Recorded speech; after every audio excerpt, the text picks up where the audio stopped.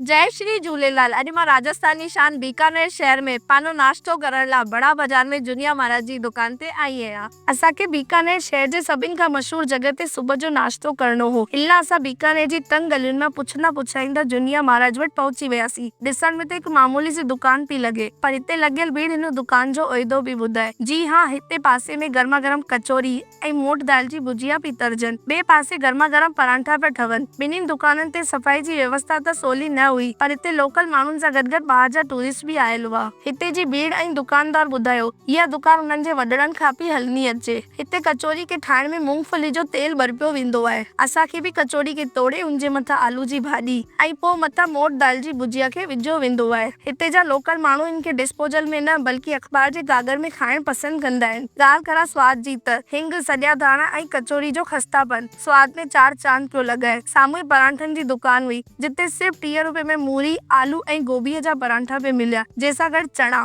ऐं तरियल जीरा मिर्च यानी टपोरा बि ॾिना पे विया। चई सघूं था हिन जॻह ते सफ़ाई 0 हुई, पर स्वाद 10 मां 10 हो। हिन गिटी में तव्हांखे पुराणे अंदाज में ठहियल लस्सी ऐं चांहि बि मिली वेंदी। हिन लाइ हिन गली जो नालो चांहि पट्टी आहे। हा, पर हिन गिटिन ऐं बाज़ार खे घुमी पुराणे बीकानेर खे ॾिसण जो मौक़ो ज़रूर मिलियो। तव्हां कॾहिं बीकानेर अचो त जुनिया महाराज जी कचौरी खाइण न भुलिजो। जय श्री झूलेलाल।